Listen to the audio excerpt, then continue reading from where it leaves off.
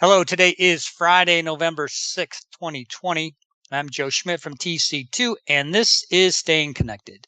My TC2 colleague David Lee and I recorded a two-part podcast recently where we highlighted how enterprises are depending on unified communications more than ever.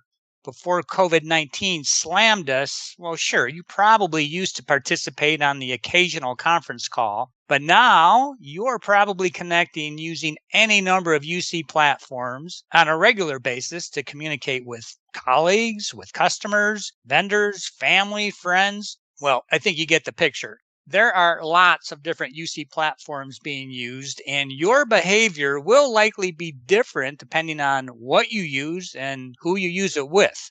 How you use Webex, for example, to negotiate a contract with a vendor is probably a lot different than how you use Zoom for a virtual happy hour with your buddies. Regardless, it's a good idea to be thinking about whether that UC session is safe and if it's secure. On today's podcast, we are going to discuss the privacy and security policies and practices of some of the major UC providers and highlight some steps you probably want to take. Joining me is Kevin DiLallo, a partner at LB3 and someone who has years of experience helping clients with their privacy and security needs. Hey, Kevin, thanks for joining me today. Thanks, Joe. It's good to be here. So, Kevin, are there really privacy concerns when we participate on video conferences? Well, Joe, if there weren't, we probably wouldn't be recording this podcast, would we? that's a good point. So why don't you give us some background? Sure. As you and David pointed out on your UC podcast, there are a lot of different UC platforms in use today. Earlier this year, Consumer Reports conducted an exhaustive side-by-side comparative analysis of the privacy policies of some of those platforms, including Cisco's Webex, Microsoft's Teams and Skype, and Google's Meet, Hangouts, and Duo platforms. Consumer Reports had already done a prior analysis of Zoom's privacy practices and policies. And what did the analysis show? The analysis concluded that all the leading platforms and most of the other lesser-known competitors enable participants to surreptitiously record meetings without the knowledge or consent of other participants. Now, when the host is making a recording, most of the platforms inform the other participants by displaying a red circle or some comparable indicator. But regardless of whether a recording is authorized or not, once it's recorded, the recording can be copied and shared with third parties. Consumer Reports recommended that participants ask the host at the beginning of the conference if it's being recorded, but they should always assume it is and act accordingly. The published privacy policies of all major UC platforms make it clear that the providers share information presented during conferences with third parties, and the only way to avoid this is to avoid participating in video conferences. Well, given how important UC is with so many people working remotely, not participating isn't really an option. You're right. It's not. So a related Consumer Reports study offered 4 suggestions to protect the privacy of casual users of these services. First, stick to one platform and get to know its nuances and its features rather than dabbling with a bunch of competing services. Second, use outside privacy tools such as a burner email address to log in and a reputable password manager to create a complex password and keep track of it. Next, always assume you're being recorded and act accordingly. And finally, just call into the meeting instead of using your camera. If you do use your camera, at least blur your background or use a standardized background if those features are available. You know, I know a lot of people that cover their cameras because they worry that they're being spied on by some hacker. But even Consumer Reports thinks using video is a privacy risk. Yeah, they do. Joe, as you know, a lot of companies use Cisco Webex and have for years. So let me focus on Cisco's privacy policies and security features. I should start by citing a Gartner Magic Quadrant for meeting solutions dated earlier this year, which characterized the Webex family of platforms as, quote, market leading for both security and innovation. But it noted that Webex lacks the wow factor and the price advantage of more recent competitors like Zoom and Microsoft Teams. For enterprises whose bread and butter is highly confidential information, such as financial information or health information, more expensive solutions may be worth it for the added security. Keep in mind, though, that even Cisco has had its share of serious security vulnerabilities, some of which they've struggled to correct. But one thing you can say for Cisco is they push out their security patches promptly, and they keep trying until they get it right. Okay, so Kevin, with video conferences, there's a host and there are attendees or other participants. So do meeting hosts, do they have access to information that other participants don't?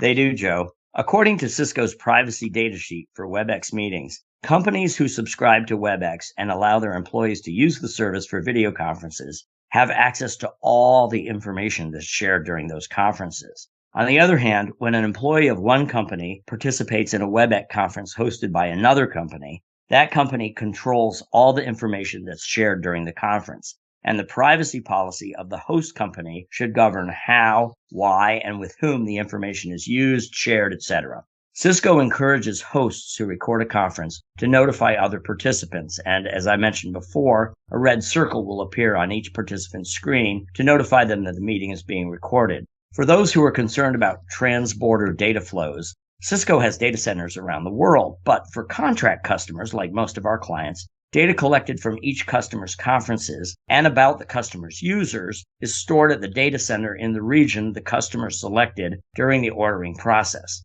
However, Cisco said that it replicates this data across data centers for, quote, availability purposes. I'm gathering, Kevin, that you think Cisco Webex is pretty good at handling user privacy and data security. I do, but I'm not the only person that thinks that. Mozilla has a buyer's guide called Privacy Not Included that reports that Cisco Webex is preferred by many healthcare companies because of the degree of security it offers for regulated personal health information. Mozilla also characterizes Cisco as, quote, more security conscious than most of its competitors. Mozilla rated the various permutations of WebEx as 5 out of 5 on the following criteria. First, encryption. Yes, it's encrypted. Second, Cisco updates the security of its mobile apps at least once monthly. Third, it requires strong passwords for contract users, though less stringent passwords for free users. Fourth, Cisco has a bug bounty program to manage software vulnerabilities. And last, it has a transparent, comprehensive privacy policy. So is there anything else? Well, yeah, there's quite a bit more, actually. A Cisco WebEx security blog from earlier this year recommends that business customers institute a set of practices using tools available on the WebEx platform to enhance the security and privacy of their users. And here they are. First, they should allow their users to store their email addresses and their names securely so they can join quickly in the future. Secondly, they should require authentication of all hosts and attendees waiting to access the site. Next, they should use various lock controls and meeting participation ejection protocols. When hosting a meeting, they should customize meeting access security to meet their own peculiar requirements. They should allow meetings to be unlisted from public calendars. Hosts should carefully control screen sharing and recording functions. Meetings should automatically end after a certain time or if only one attendee remains. And finally, attendees should be required to have an approved account to join a meeting. You know, those sound like good practices for all video conferencing platforms. Yeah, I agree. Let me leave you with a few more. Cisco also suggests a user auto-lock personal meeting rooms 10 minutes after a meeting starts, and that they use and enforce complex passwords. Listeners should also check out the business blog on the Federal Trade Commission's website, which has pointers to enhance the security and privacy of video conferences. The FTC warns that, quote, no conferencing service can guarantee the security of your information, so consider alternatives if you need to talk about particularly sensitive topics. Not surprisingly, the FTC has noted that enterprise-grade conferencing services purchased pursuant to contract will offer greater protections of privacy and security than free off-the-shelf versions of the various conferencing platforms. Okay, thanks, Kevin. Now, you've provided some really useful insight into how Cisco and some of the other UC providers deal with privacy. And those tips that you offered, those can be applied by all enterprise users. If you need some help developing a UC privacy policy, maybe you'd like to discuss privacy issues, or perhaps you just have general ICT questions, you can contact Kevin directly or me or any of our LB3 and TC2 colleagues by giving us a call or sending us an email. You can also stay current by subscribing to these podcasts, checking out our websites, or by following us on LinkedIn.